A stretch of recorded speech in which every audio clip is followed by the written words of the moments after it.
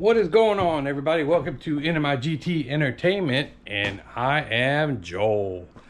Nice to see you here on this Sunday.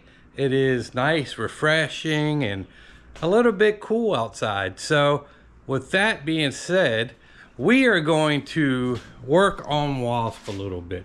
One of the things that I didn't tell y'all about yet, but it kind of happened kind of rapidly.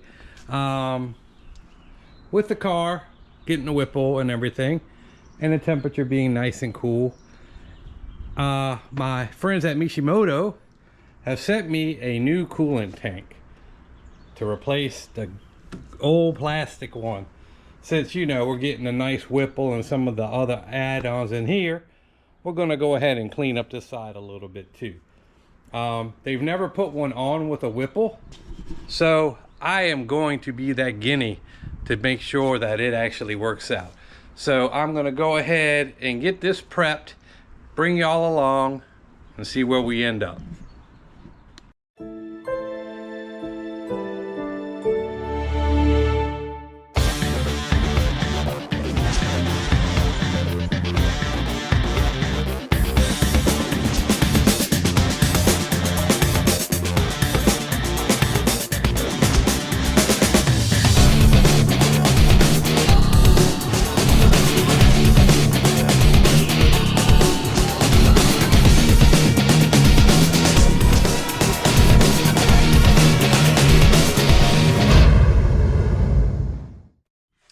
Alright guys, so I'm going to go ahead and show you the box, the model, and all the good stuff.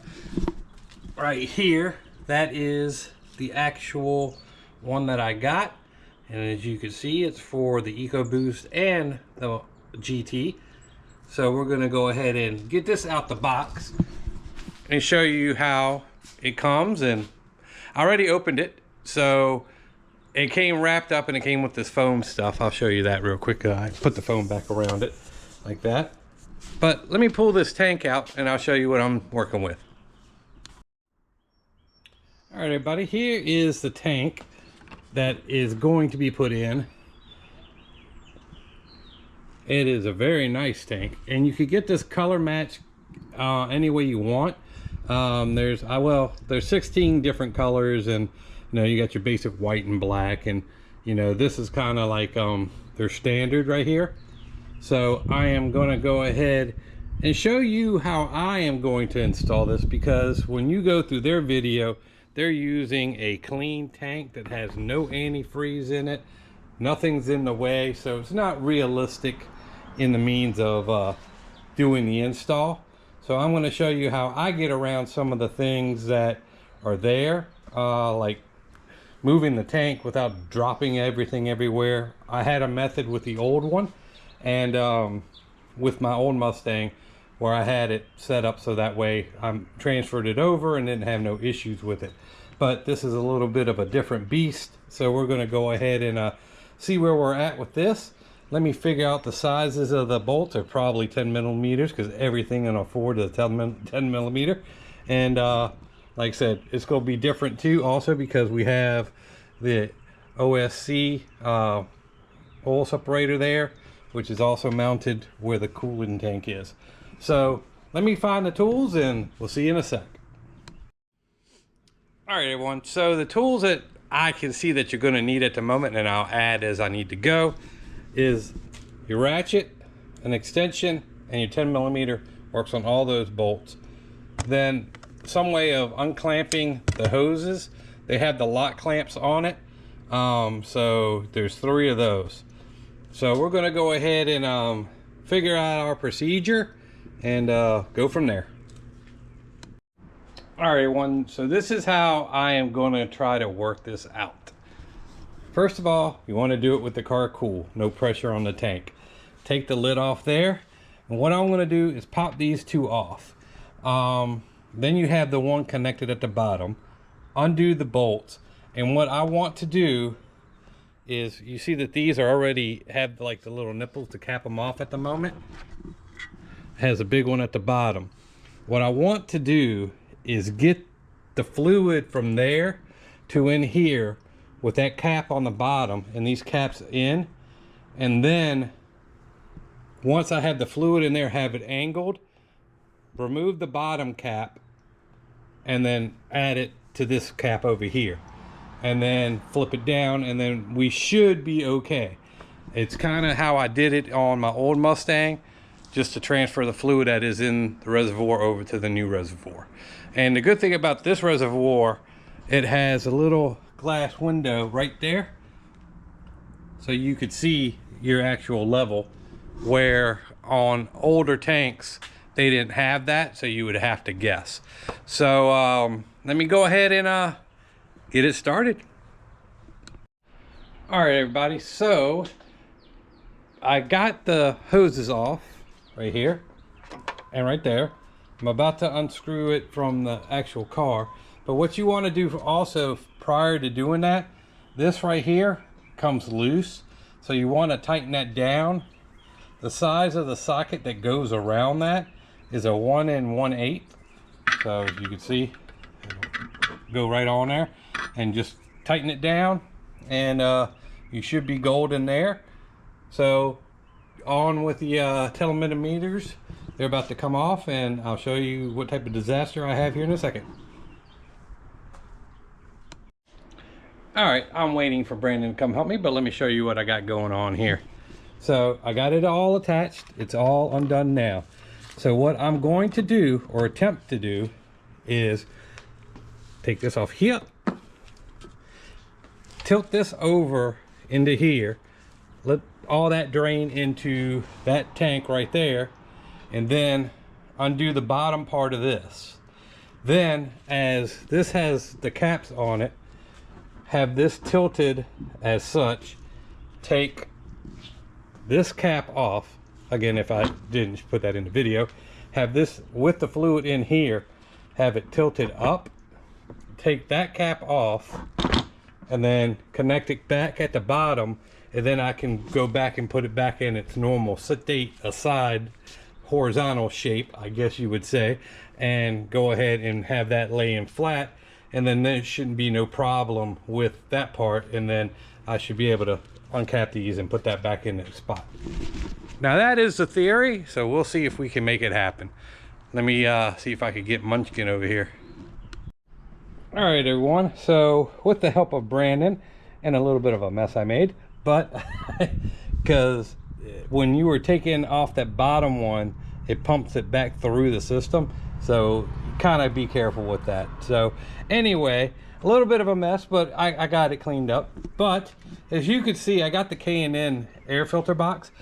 It covers up the window. When the Whipple's on there, that won't be there because it's going to have the open boxes, so hopefully we won't have any issues seeing it.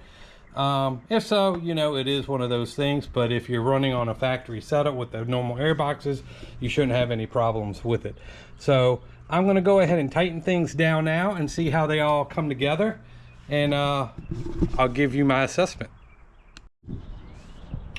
All right, everyone, so what I am going to do is I'm putting a mirror right here in front of this thing so I can look at it as I pour in the coolant, the rest of the coolant, because I did lose a little bit, and it wasn't really full to begin with for whatever reason. So I'm going to go ahead and get that tapped off. So let me find that mirror I'm looking for, and we'll go ahead and get that in, put in there. All right, everyone, so I got my trusty old mirror. Let's see if you can see me. Ooh. Anyway, so what I do, just for this instance, you can see that I put it in there, and that way I can see what my level is. And then once I got it to my level, your cap will go on, and then it'll get tight at a certain point, but there's a lock to it. So when you hear it go click like that, you'll see it get tight, and you don't have to worry about anything else. So now I'm going to run the system, get any of the air bubbles out, make sure we're topped off pretty good, and then I'll let you know what's going on. All right, guys, that is this part of this video. I hope y'all enjoyed it, and like I said, we'll be doing some more exploratory stuff going on when the Whipple gets here. Like I said, this is going to be out of here, and it's going to be the open boxes. The Whipple's going to be there in yellow. Something's going to be here, something's going to be there, something's going to be everywhere, right? So I hope y'all enjoyed this video. Like I said, it's back to an install, and like I said, I think it's a whole lot better than the plastic tank that was there. So I would show you the plastic tank again, but I put it in the box to put it away just in case I need to go back to it at some point. So with that being said, I got some other stuff to talk to y'all about, so let me do that for you. All right, everyone. So the last part of this video, I just wanted to say what was going on with the car. We are accelerating some of the stuff. So I was gonna wait to do the oil pump gears and stuff till the Whipple got here, but I went ahead and talked to Jay, the guy that does all the, you know, stuff for me, my work and whatever. And we're gonna go ahead and throw those in next week. So the oil pump gears, it's gonna be, I think, a new oil pan gasket, new oil pan itself, maybe, I think is what he said, and all sorts of little here and there to go get ready for the Whipple install.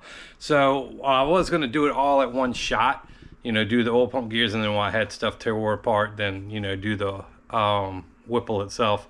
But as I alluded to before, I had a feeling that, you know, Derek wasn't going to want to have the car sitting at his house for too long. And I know he runs a business, so I get it, because if I tie up his spot, then he can't do his stuff. So no hard feelings about that. But like I said, what I'm going to do now, and I'll probably try to get some help. Jay offered to help me out too. I'm going to go ahead and do the Whipple here at my house. He's going to let me borrow his quick jacks. I'll put the car up here in the garage and then take my time doing the install. And I think that'll be actually a little better, because it'll be here and I can take the time and explain stuff to y'all, because like I said, I'm not in a hurry to do the build, so that way I can kind of go through the things a little slower and not have to be on a time crunch. So that's what's going to go ahead and happen now. So sometime later this week, I'm going to take the car to Jay. He's going to go ahead and do the oil pump gears, and we'll have that squared away. And that way, if we run into any little snags between here and the Whipple, we'll have time to correct it and get it squared away. So that's that point. Point number two, Whipple's getting done here. So jack stand, quick jacks here. I'm gonna do the whole video on the install. Might be detailed, might be kind of fast forward a little bit. I don't know, it depends. If I do the work mainly myself, then, you know, I could take my time doing it. If I'm getting help or whatever, you know, they don't want to sit here for 2 or 3 weeks trying to screw around with me trying to make the video. So we'll figure that part out also. So another thing, job front, second interview going tomorrow. Well, today is Sunday, so tomorrow is Monday, so I don't know when I'm dropping this video. I'm going to try to do it today on Sunday, because that's usually the days I drop it, but depending on the time, because I got some other stuff I got to take care of today too. So second interview tomorrow, 1 o'clock. So hopefully by the end of the week, I'll be employed. Pony Smokies, I'm not going to that. I don't have the time, the funds, or anything to do that, especially if I might be employed. I can't just say, hey, I can't start because I'm doing whatever. I need a job. So we need to get that squared away first. Mustang Week, definitely there. No issues with them. They already know. So I'll be more entitled to say where I'm working at once I get that job, right? The stress test I went to, I don't know how I feel about that quite yet. I got results back, but I don't quite understand what they're saying.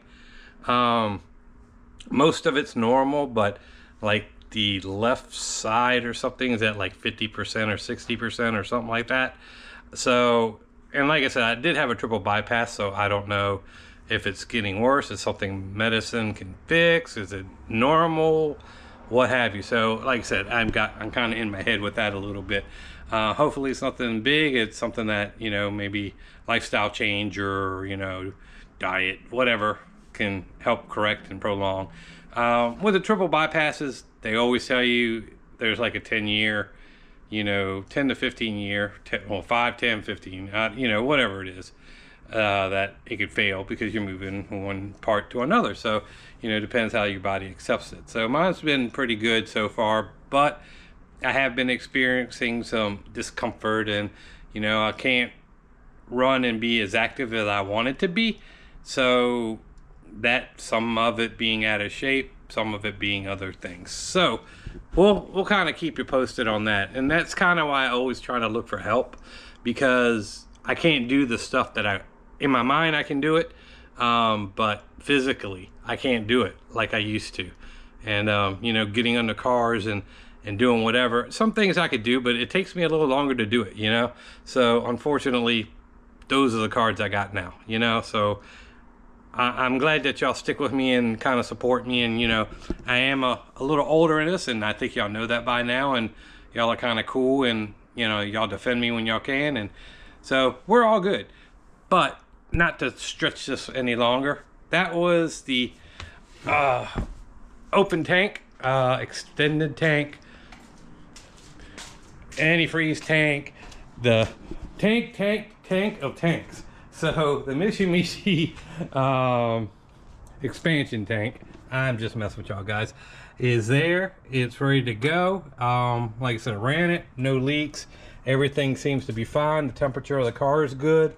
So like I said, we're just taking things day by day, and like I said, it's doing what it needs to right now. And if I have any issues with anything, I'll let y'all know. The exhaust is doing great. There's no problems with that. I do like that, you know, you can kind of change it up a little bit and do, you know, the quiet mode and stuff like that. I'm sure my neighbors appreciate it. I'm not branding all the time. So anyway, that is what this is. I've still got to put the oh, sorry, this is for the gentleman that called me out on the strut, the camber plates. Look, they fixed. They fixed now. It's back under there where it needs to be. Sorry, had to get that out. Anyway, next thing is the struts. Not the struts. The sway bars, excuse me. So I got that queued up. I don't know. Again, that might go back to Jay, and I might not have a video on that either. I don't know. I'm going to try to do as much as I can for you guys. Jordan was going to help me out with that, but he's getting married, if y'all didn't know. And like I said, he's got things that he has to take care of. And, you know, the only days that he's free is on Fridays, I think is what he told me, to do stuff. But if I get a job, then I'll be working, right? So I won't be able to do it then. So like I said, and then the Derek thing, you know, he wanted to do stuff during the weekday, but if I get a job, again, I'll be working. And he does most of his filming on the weekend, and he has a lot of travel plans. So that's why things are getting a little hung up and jacked up a little bit. But with that being said, we'll catch you on the next video, whatever it may be, and we'll see you then.